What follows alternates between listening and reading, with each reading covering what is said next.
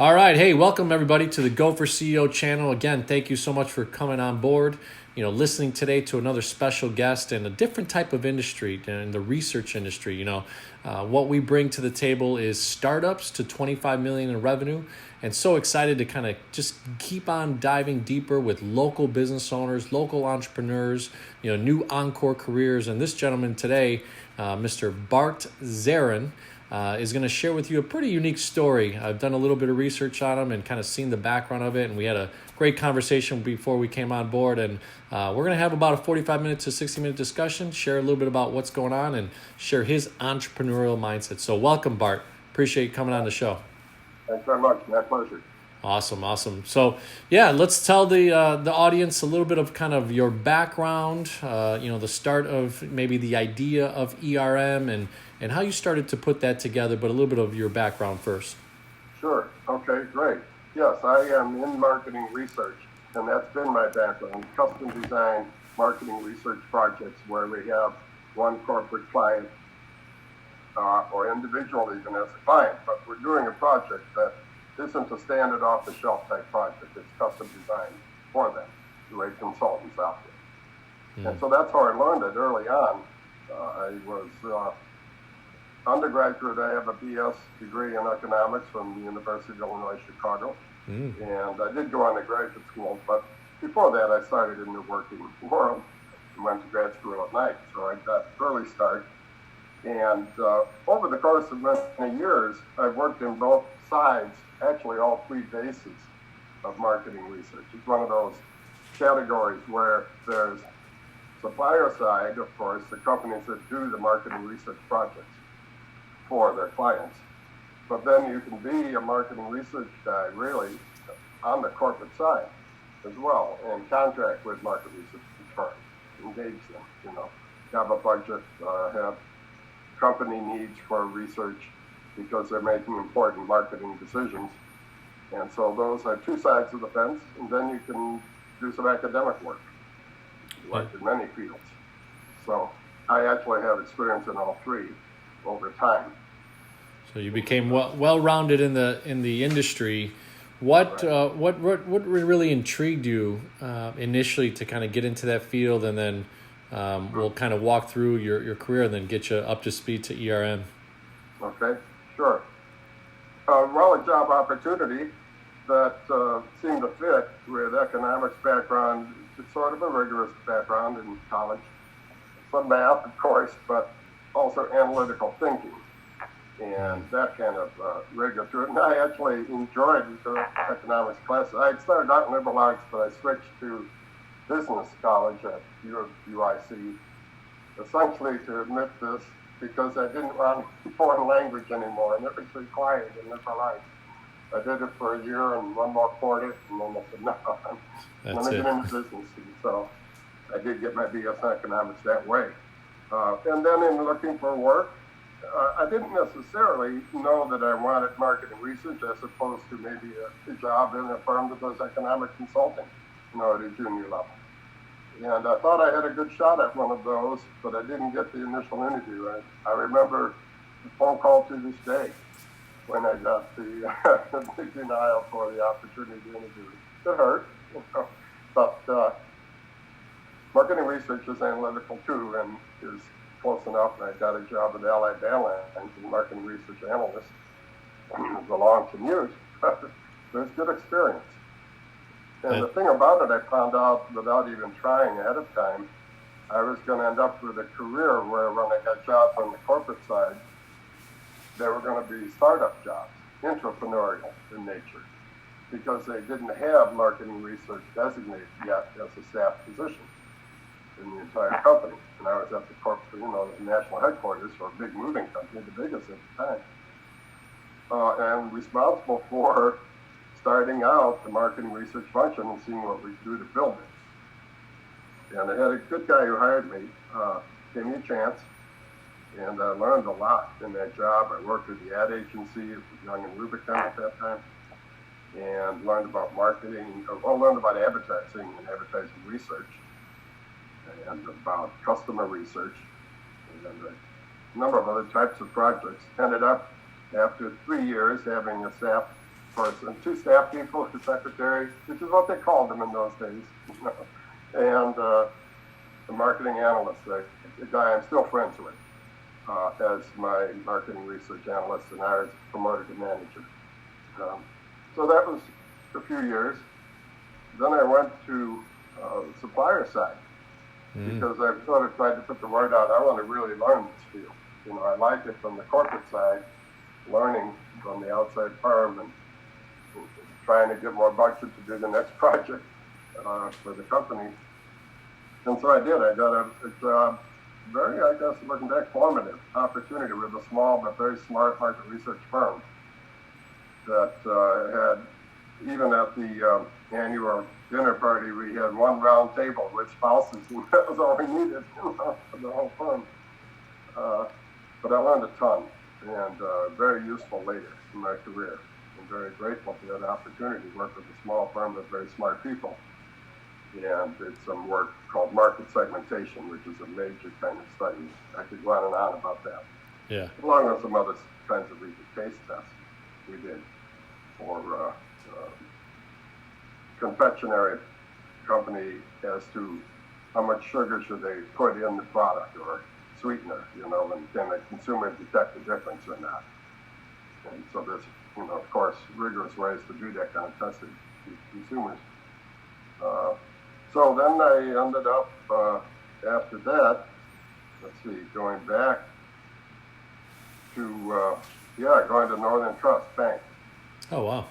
Had a good opportunity there. And again, corporate side, a new position, reporting in the communications department, marketing communications department, to start up the marketing research function.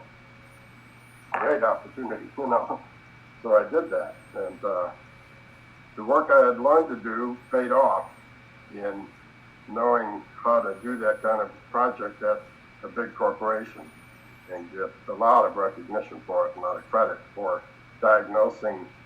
In that case, it was a high wealth consumer marketplace.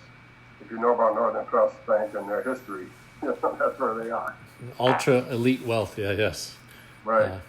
And so we did, in fact, the study, I was very proud of it.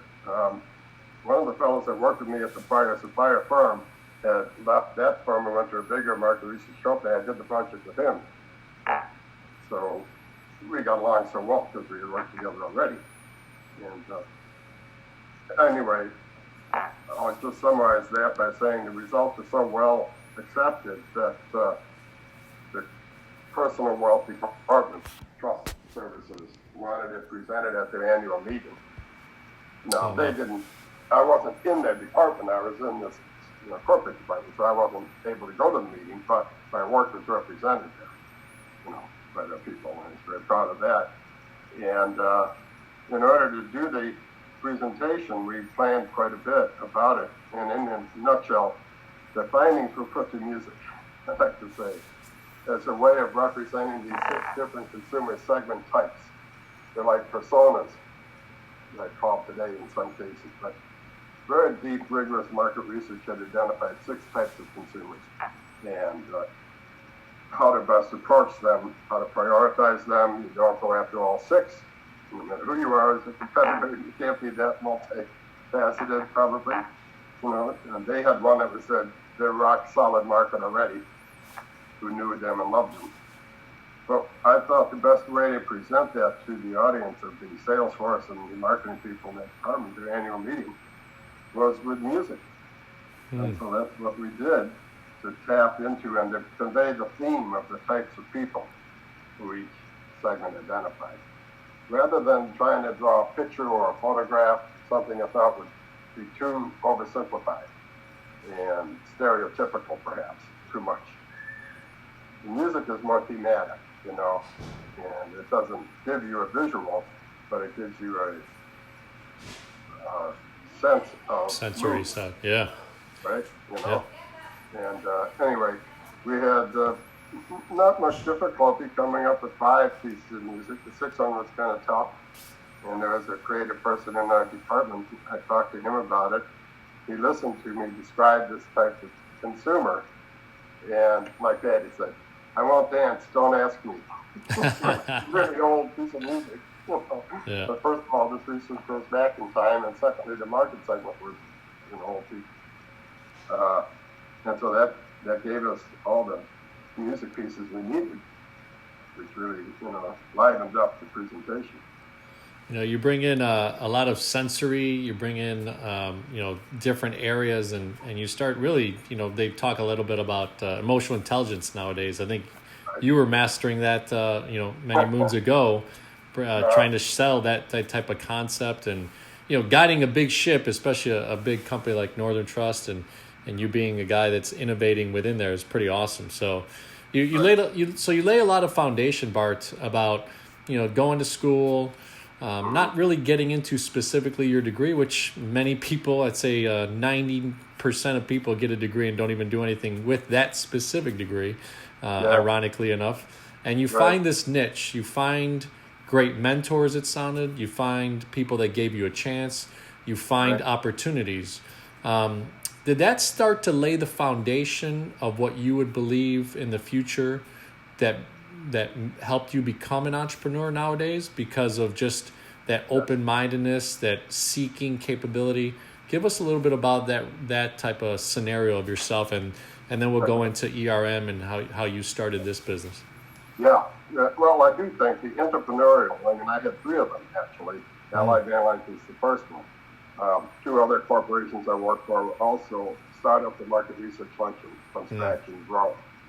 So I think that entrepreneurial work was fabulous for me to feel more confident and sure-footed in being purely entrepreneurial and operating my own consulting business, much later.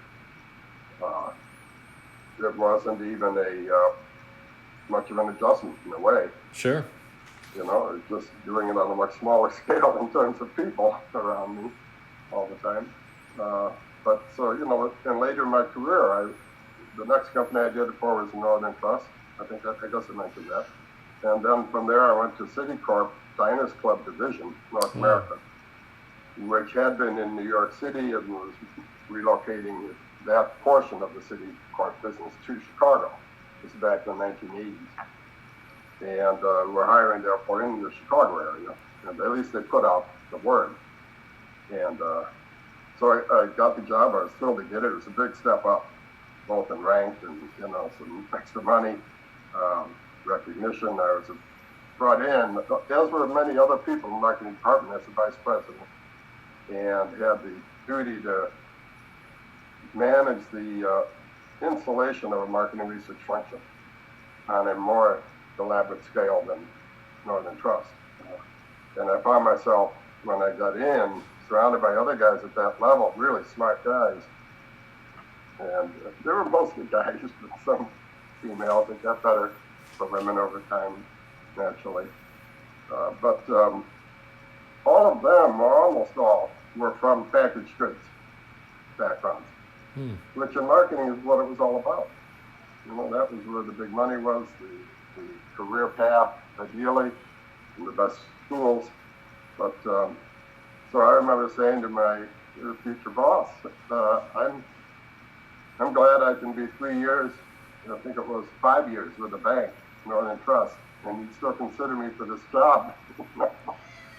Because what would they want with a banker at a aggressive packaged goods types of mentality company that is there to make things happen for consumers, and be very successful.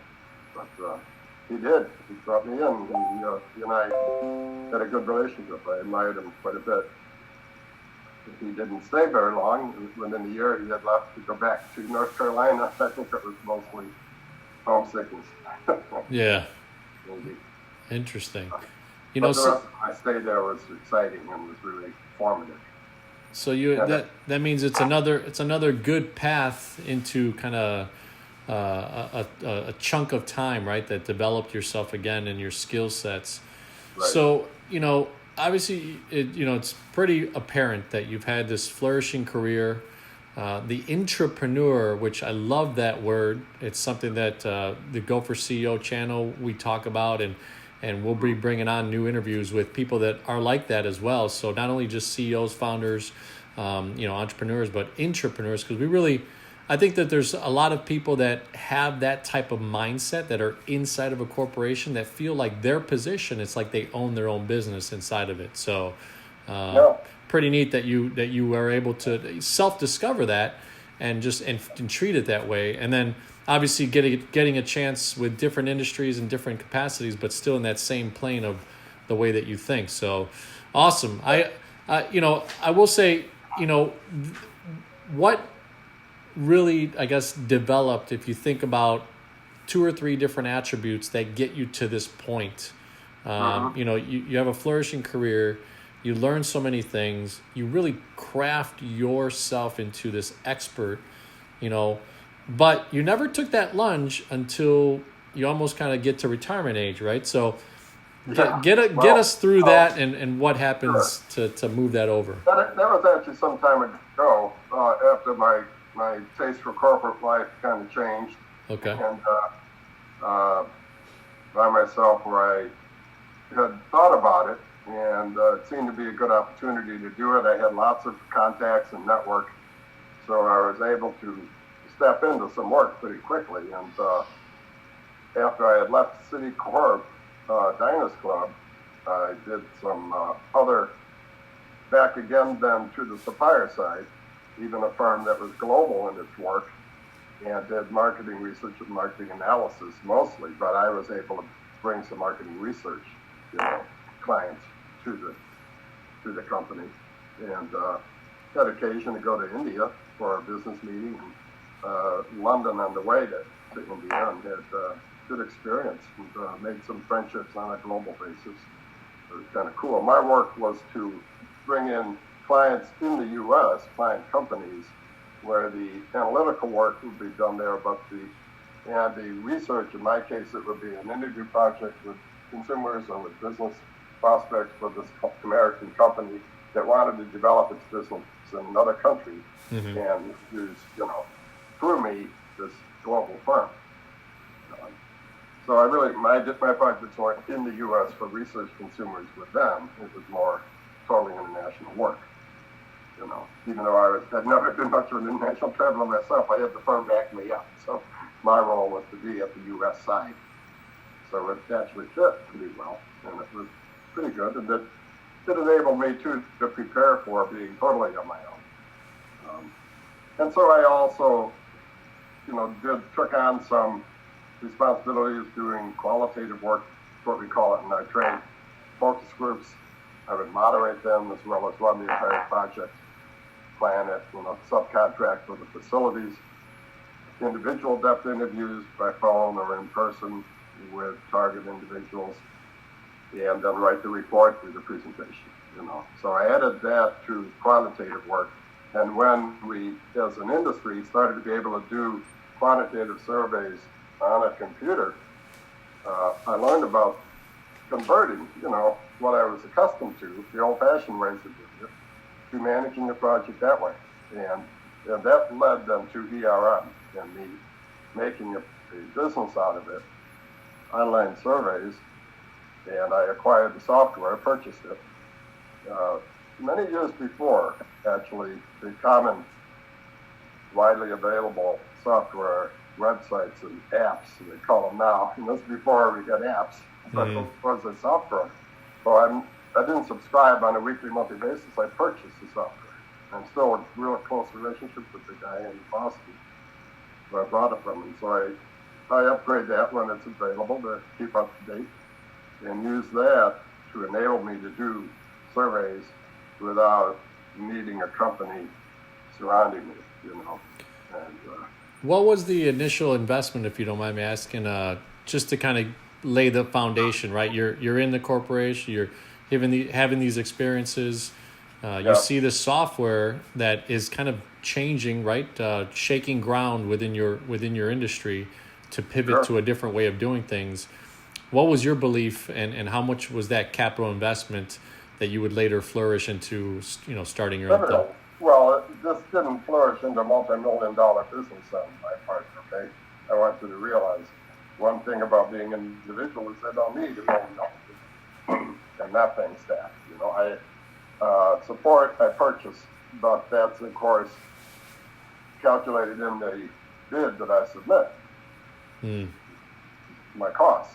And since I'm a custom design research consultant, when the project's over, that's it for my relationship with the client until another project comes along, or they like an idea that I give them for a follow-up project sometime. So in that way, it's nice and tough because I have to recreate the business, and I can do more than one client at a time, of course, too. But so it's not like I'm as an attorney or an accountant. I get a client, and then they're retaining me over time to do their monthly reports. Everyone else, it's an engagement.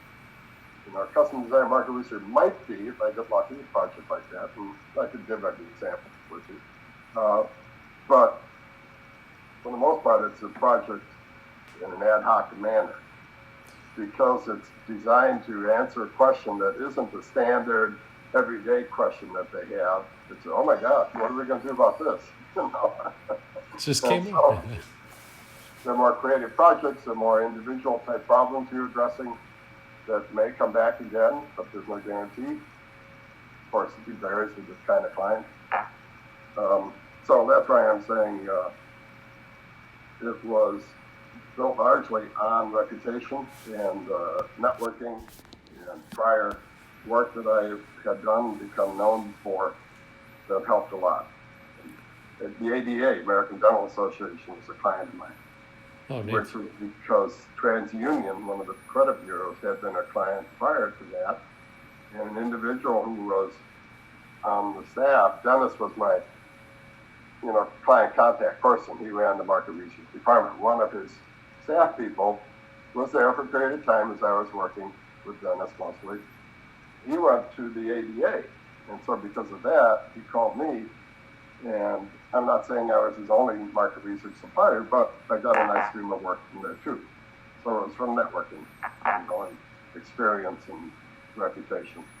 And the nice thing seems too, I mean, having had the experiences that you have, you knew kind of the budgets that these companies would have, the allocation of assets that they could bring to the table, maybe siphon off a chunk of it. Obviously, like you said, being an individual sole proprietor at the moment of launch, you also don't want to get overwhelmed and not deliver a good product or a good research, right? So, but again, so just to go back just a tiny bit, that initial capital investment in those times, hundreds of dollars for that software. Okay, so you get it, and then there's a licensing that you have to upkeep throughout the years.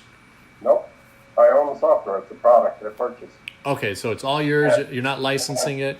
So neat. And then I buy it from the guy who licensed and owns it. Oh, okay, okay. I'm sorry. Yeah, it's Okay. his business Okay. to make this a product of his. Okay. And I don't even remember how I first heard about him, but it's one of the smartest things I ever did was to buy his software. Oh my gosh. Yeah. So, And then you just you buy, I guess, however the real term is, but whatever the upgrades are, and then you download them into. And it's an interesting concept, right? I mean, you're again, you have a job, you're entrepreneur this whole time. You make a decision, you make an investment. You start to think and formulate, well, hey, I've got contacts here. I've got worldwide contacts now that I've made. I've got this history.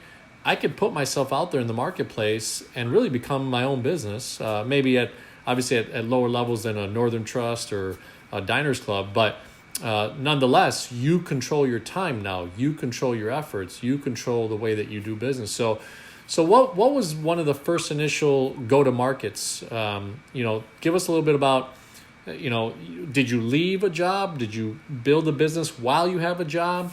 What was that transitional period to going all in now? Yeah, that was back in the year 2000, actually. And so what I'm doing now was not on the table then at all.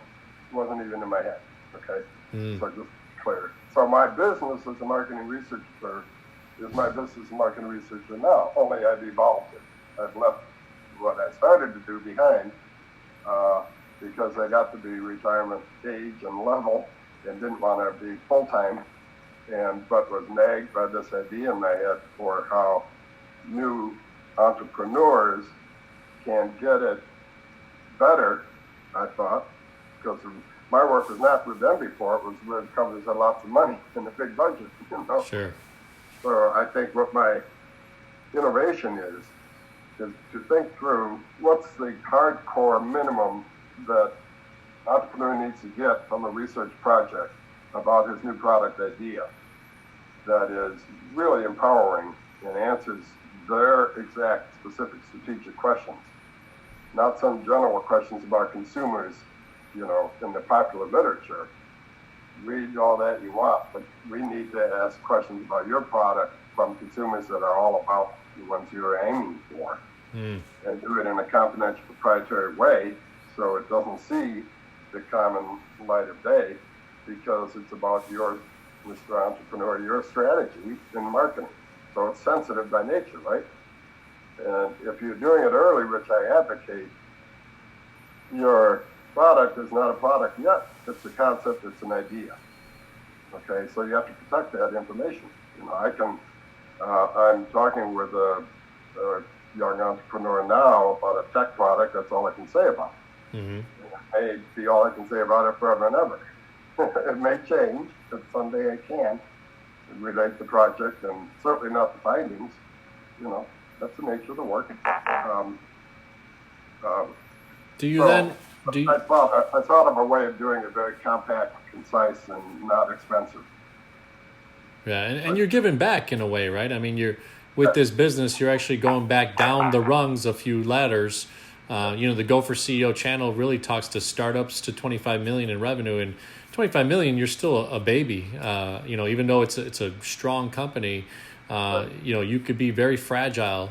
After 25 million, which is the way I did my research for this channel, I just didn't see enough people talking to these types of business owners. So I love that you're really sharing the ideas. You know, ladies and gentlemen, you know, if you replay the last 3 or 4 minutes, I think Bart really breaks down a really important part. You know, if you're going to market and you haven't put in your research, you know, think about a company like Bart. Do business with a guy like Bart that can really give you that ammunition to feel super confident to get into that go-to-market strategy. So, interesting stuff. So, you know, what's something that you could share as far as, you know, you put in this software, you start getting out there, you start getting into the clientele. You kind of went down a couple rungs as far as just like not the Northern Trust our clients anymore, but you still had some, you know, some high affluent clients. So what were some of your own marketing strategies, not so much your marketing research that you actually do? What did you do to stay active in the market to bring clientele to yourself? Sure. Okay. Yeah, I was a member in my industry's association. I would, generally speaking, without knowing any group in particular, I'd recommend doing that. The American Marketing Association, in my case. And I never took office holder positions in its administration, but I was a member, so I would attend, you know, social meetings, business meetings, speeches, events, national meetings. Sometimes I was sent by my employer to do that and to learn what's happening in the industry, but also just to meet people. I got a client through it one time when I was with a small research firm. You know, made a connection, brought them to my boss who was at the meeting too, and we ended up getting some work. So yes, join your your industry associations. Know what your firm, in those cases I was an employee, know what your firm is about and how it fits into the sort of constellation of competitors in the industry. You know, in many industries, different competitors take a different slice, of course. You know, some are big and do big projects. Some are small specialty companies. Some are all about the psychology of the consumer. Some are more about the mundane details of what did they buy this week, what brand did they buy next week, and, you know, the facts. So know where you fit, know what you want to do next, try and figure it out, or what you really like best and least about maybe the work you're doing in terms of the mix of clients, mix of projects.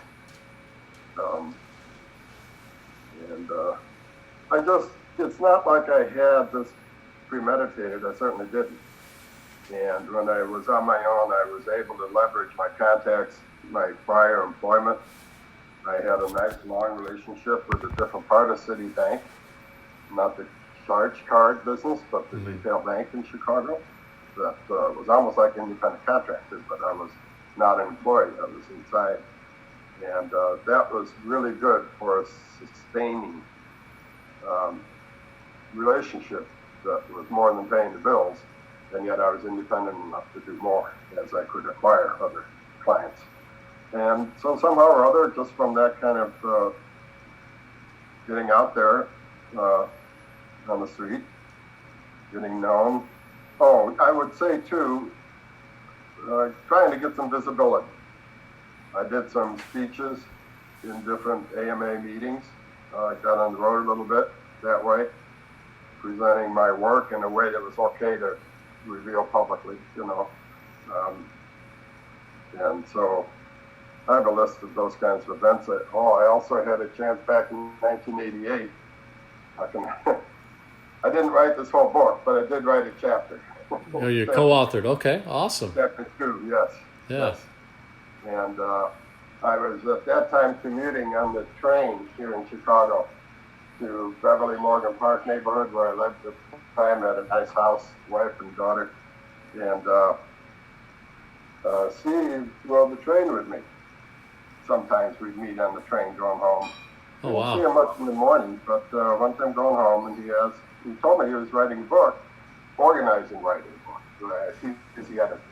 And I jumped at it.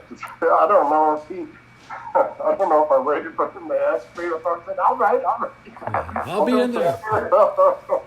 Well, you have a lot of thoughts at those times, right? I mean, you had developed so many things that, and in your mind you wanted to share.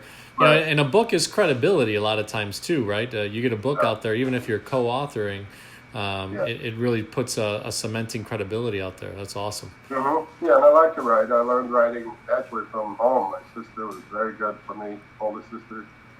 Mother was very good with grammar and some good teachers. So I always enjoyed that. I like even writing research reports. People told me my website is too wordy. Believe me, that is after that website's been in place for several years. If they think it's wordy now, they should have seen my first draft. It's like 22 letters. I listened as much as I could tolerate listening to this system over the years. Yeah. It's gone through many versions to get less wordy. Still, it's too wordy. Well, and so everybody knows it's www.research-resource.com. So just a quick shameless plug there, but awesome. So look, you described how you were starting to go to market, how you also were really developing something while you still had a job and kind of creating this, and ladies and gentlemen, part of being an entrepreneur, part of being an intrapreneur is allowing yourself to just have these moments, right? Have these opportunities. You're on a train ride and you find that your colleague or person that you're friends with is building a book. You put yourself in there, right? You have a job and you get known in industry. Somebody asks you to do something outside of your day-to-day 9 to 5, and you are willing to do it, right? Yeah. And that's the things that start to lead to a business. Right, I'm getting goosebumps, actually. It's funny because those are things that I feel like some people just don't allow themselves to be a part of, right? It's okay that you work a job, right? And you have an entrepreneur mindset. But do things that will allow you. There's a saying, I forgot who it is, maybe Gary Vee or someone famous, that says, if you're willing to put 40 hours of work for someone else and not the equivalent possibly outside of it for yourself, it could be a recipe for disaster. So at least put another 10 or 15 hours, which sounds like that's what happened to you, and you started building it. So let's get to how you start to then develop your operations. Like, do you start to, you had the software to really help your clients to develop this marketing research, and you obviously had all this experience. What are some things that you did operationally once you started going on your own and just being completely on your own? Like, did you have timelines for clients? Did you have a 50% upfront fee? what were some kind of intricate things that allowed you then now to become, Sure. self-sufficient? And again, of course, because in the past I had been on both sides of project contracts. I was a supplier, getting the project endorsed and, signed off on by my client. I was the client signing off on them and making sure I had the budget, or getting the budget from management. So I knew both sides of it firsthand. I write up a statement of work, and that authorizes the project. So I describe in detail what we're going to do after any number of conversations about it. And so we agree conversationally, then I write it up, the client reviews it, signs it, and that engages me. And then I do the project. So in preparing the budget for the project, I have checked with the contractors I am going to subcontract with, if needed, to do the project. So if it has a qualitative component, I'm going to go to Denver, I'm going to go to Boston or wherever and do focus groups, some in Chicago perhaps. I make one call to a firm that can do all of that administrative setup. They're in that business of having those facilities. Back before we did them all online. So short answer is I subcontract with firms I have been used to working with many times in the past, or firms like the firms I've been used to working with. Being a member of the association, again, helps. You meet people that way.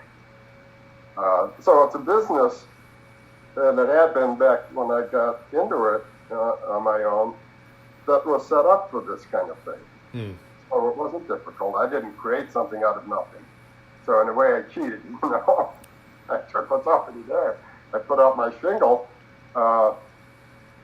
and it's always been out of my home when I've been on my own. And even before COVID, and I use my phone, now email, to engage the support I needed, which I had calibrated and put into my proposal, so I felt I was covered.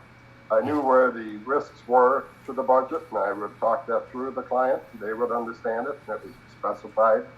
If we needed to, embark in a different direction, that was already anticipated. So it was all very familiar for me. And I realized, just as I had from my desk as a VP at Citicorp, I and my staff, I was able to build up a big staff and a big budget there, by the way, compared to the prior jobs, So it really wasn't any different. I was calling not for Citicorp, I was calling for myself.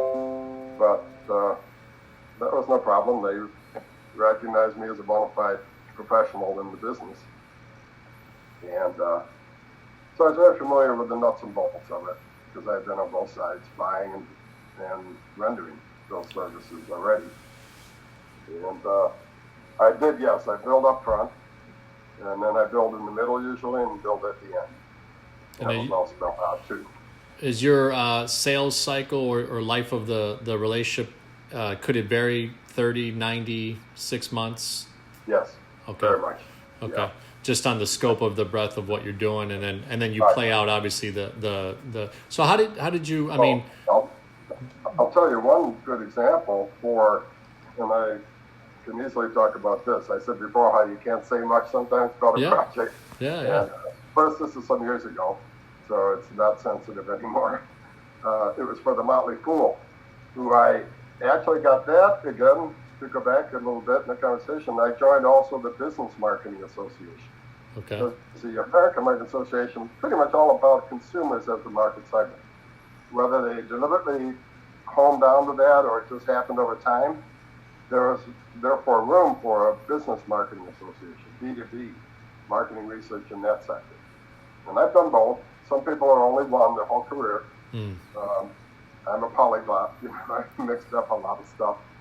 So I got the Motley Fool opportunity out of being a member of that organization as an association member, and it was a great engagement, a lot of fun, focus groups, in person with investors, because they were building a website, which is in existence now. It's fool.com, and it's all caps. They do great. You can look it up. I have a page there that I did up back then. It's for fun. but it's a service about sharing information about stocks on the stock market. Mm-hmm. And what you think they will do in the future gives you an opportunity to select any stock you want and say that you think it will beat or it will be worse than the S&P over then some time period that you select. And you punch that in, and you can make a comment if you want. And there's thousands of other people doing the same thing. And they built this from scratch. And they built it from scratch based on working with me as their researcher to gather together a set of investors in a room and have a conversation. Well, sometimes it was a group, sometimes it was one at a time, because we also wanted their actual feedback on the site itself and how to develop it. Mm. So it was that kind of creative design work as a research and interviewer, interviewing them and giving them tasks to do and watch how they succeeded or had trouble figuring out how to do that task in the site. So it's design, feedback from users, which is now a whole category of market research, user research, and CX it's called, or UX. So I worked, that was a project lasted over a year, but it wasn't constantly on in terms of my work. I did a phase of work with them, different cities in the country, individual interviews, actual, at first it was just on paper, then we would sit the respondents in front of a computer screen, have them try to do tasks and give feedback about it. And so it was waves of research and then development by Motley Fool. Then they come back and we do phase 2. Again, more interviews, then they go back. So that's why I say a year and a quarter or so, almost a year and a half. Not exclusive of all my time during that period, but it was all planned out ahead of time, that far ahead, when they gave me the, project. And that was a lot of fun. And the website now, it was based on the concept of crowd wisdom. There's a book written about that that I remember reading. And, you can approach a difficult problem if you do it in a structured way with people that are relevant for that assignment or solution to a problem, and often get a better quality result. But it's not magic, and you do have to have structure to it. Like I said, there's no book written on it how to do it right. And I sort of found out in the course of doing that that's actually what we were doing. We were applying crowd wisdom. That was the concept of the website. And it's a success. As a result, after the developmental work in the first year, then they engaged me to do tracking as they actually put it in place.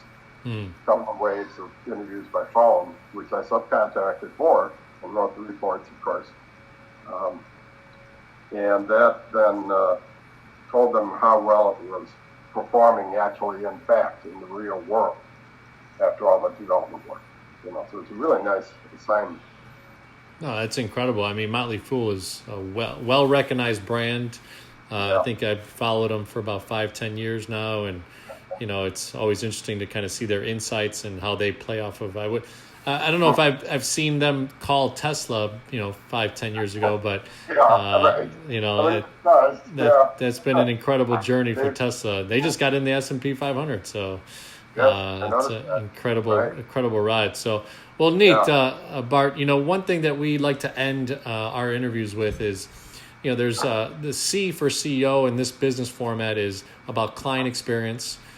E is for employee engagement, and it sounds like maybe you don't have employees per se because it's been a sole proprietorship, but you did mention subcontractors, and I'd love to hear about why they engage with you, why do you keep them on, and that experience, and then operational excellence, and just a few words. But so go ahead. Client experience. What do you think is that value proposition that ERM brings to the table? Sure. Okay. Breadth of experience across many different types of market research projects. B2B, B2C, qualitative and quantitative, short ad hoc studies that have a beginning, middle, and end, and then they're done, versus some tracking so that it's an ongoing engagement. I've done both kinds. And so client engagement, having been a client I think, and I found, this helps oftentimes when I'm now on the side of working with clients and interested in meeting new ones. Having been one, I can understand many things they're saying to me, even when they're talking to me about the internal issues that they confront. And I've been there. And they like that about me, I think, and I can help them oftentimes add a little bit on top of just the facts of the project that we're proposing. And I know more about what might be the aftermath and how to anticipate that. Sure. And lastly, the operational excellence. What do you think is that differentiator that you bring to the table? Yeah. Really caring. I'm good at detail work. And you do need it. You're looking through tabulations of columns and numbers, and you got to get it right. So I care about that, and that goes without saying, but I'll say it. And understanding the corporate side of it, my client side. Even when I was with a corporation after having been with a supplier at Citicorp, for example, where I built up this large staff, I was in the habit. It wasn't that I told my staff to refer to our internal users as clients. I just did myself. And I realized sometime into it that was kind of noticed by people because none of them talked about each other as clients and, consultants in a corporate. Now, normally you talk to them or refer to them as users, managers, whatever they are. I just always, and I meant it in a respectful way, because that's how you do it when you're serving clients, when you're a professional.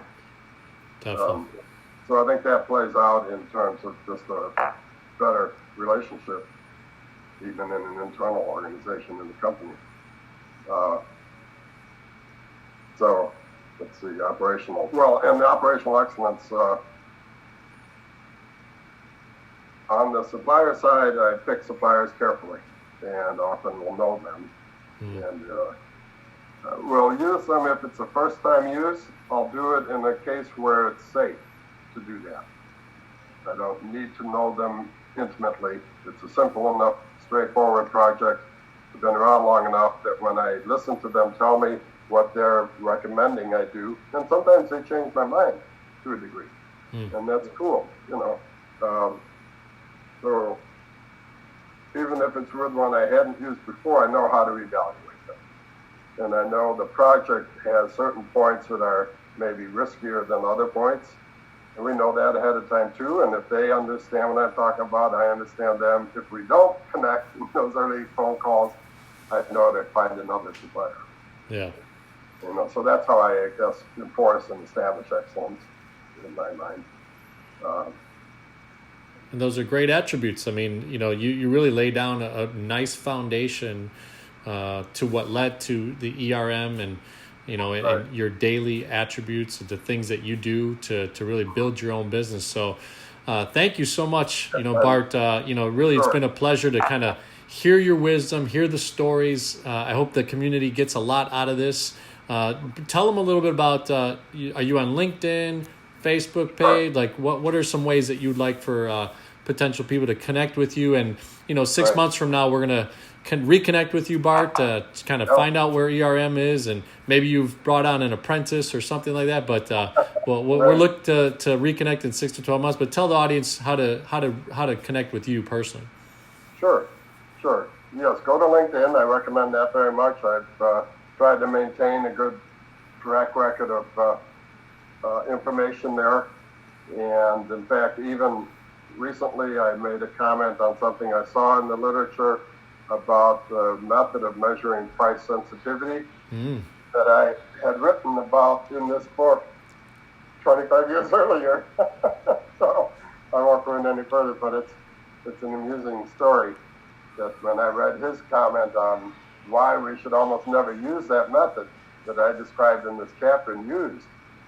But I actually was able to agree with him because I only used it when I had figured out, with the help of another guy I worked with for years, a way to improve on it and then use it.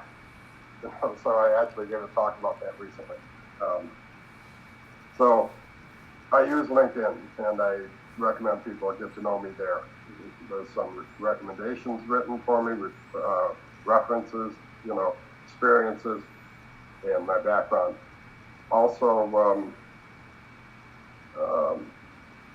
my website, your-research-resource.com. And it's resource, singular at the end. Because that's what I want to be, your research resource. I love it. I love it. Well, Bart, it's been such a pleasure. Thank you so much for making the time. I know that I had called you off of a business card. We had met somehow. I've been doing these calls recently. The last 2 months, we've been really kind of ramping up the content, and it's such a pleasure to have a business owner, a mindset, the background, and just the industry that you're in is so different. So it's really neat to have you on the Go for CEO channel, and I hope that people really get a great pleasure of learning. We'll also put your website in the description area as we post it onto YouTube. So thanks again, Bart, and we look forward to seeing you 6 months from now. Great. Thank you so much. I'll look forward to it myself. Take care. Check out my website. All right, so let's see here. Oops.